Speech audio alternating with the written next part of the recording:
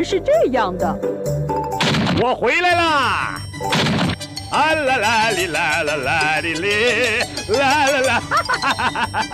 啊，当明星的感觉就是不一样啊！大家又是献花又是送礼，真是热情的让我受不了了。肥仔，他们说我是健美冠军，是他们心目中的白猫王子啊！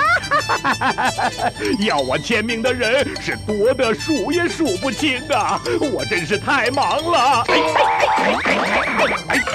太受欢迎了，我都忙得有点不知道该怎么办了。蓝猫，这没什么了不起的。什么？你不用嫉妒我，肥仔，我跟你不一样，我现在可是大明星了，走到哪儿都被鲜花和掌声包围着，因为要我的签名，还造成了交通堵塞的，这可是真的，肥仔。哦。他们要请我上电视，还要让我拍广告，到时候我就可以名扬天下了。放心吧，肥仔，我一定不会忘记你的。啊，怎么样，肥仔？我还有点明星架子吧？放心，我不会忘记老朋友的。送你一张有我签名的明星照片吧。蓝猫，你就像天上的流星一样，会随时消失的。什么？你这是嫉妒我吗？肥仔，我怎么可能会像流星一样消失呢？没见我出去都会被大家包围着吗？我的成绩呀，可不是凭空冒出来的。是真的，蓝猫，像你这样的明星啊，就像天上的流星一样，随时都会冒出一颗两颗来的。你胡说！哎，蓝猫，你可不要做那种四肢发达、头脑简单的人。告诉你吧，只有知识的力量才是永恒的。知识的力量，知识的力量！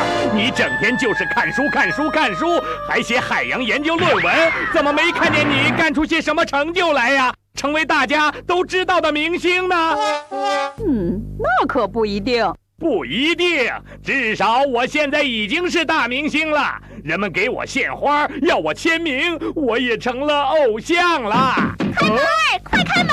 快开门啊！哈哈，你看，真没办法，找我签名的人又来了。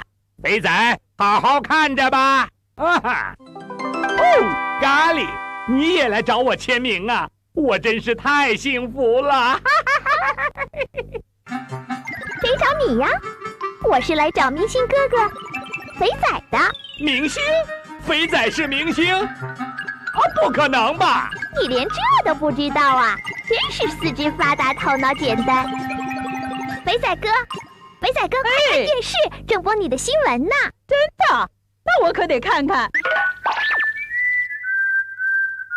来吧，咖喱，快来看呐！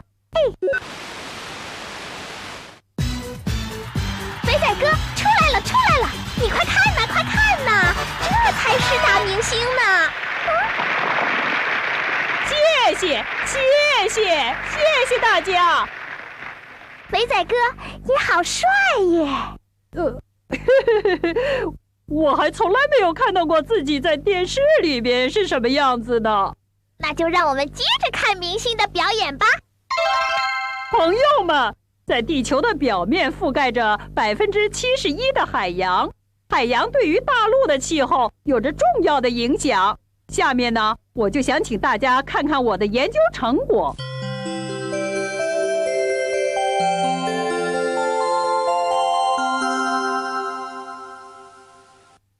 海洋的热量非常大，远远超过了陆地和空气的热容量。海洋容纳的热量总在不断地与外界进行着交换。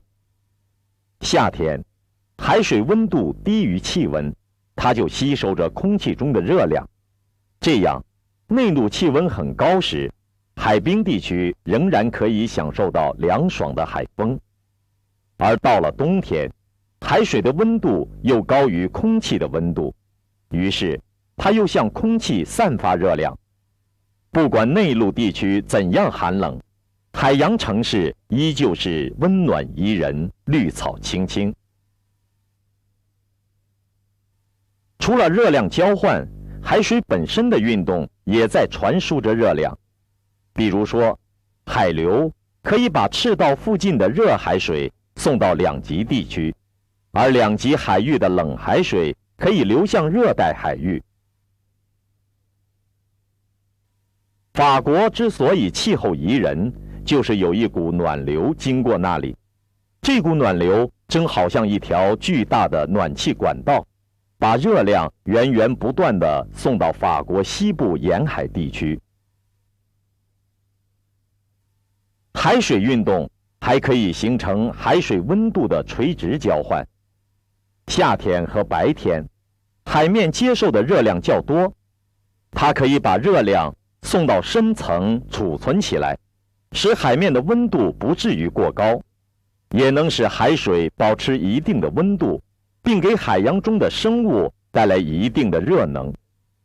而在冬天和夜晚，海面空气寒冷，它又会把储存的热量带到表层释放出来，使海面空气的温度升高，让昼夜温差保持在一定的范围之内，同时也是影响夏冬季节温度变化的原因之一。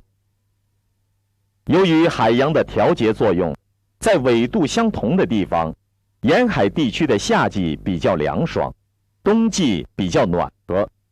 这说明海洋对气候具有调节作用，它是一个名副其实的大空调。正是因为有了海洋的调节作用，我们地球上的人类才能享有适宜的生存环境，人类才得以繁衍生息。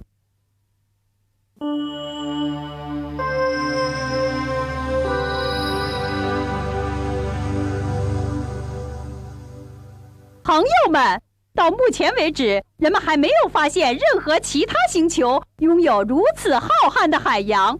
海洋对人类的生存和发展有着不可磨灭的作用。肥仔哥，你说的真是太精彩了！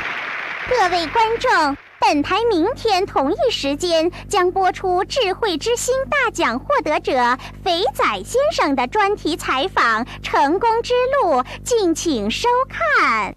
太好了，太好了！肥仔哥现在已经是真正的明星了。鸡大婶说你为我们学校争了光，他正在准备庆功宴会呢。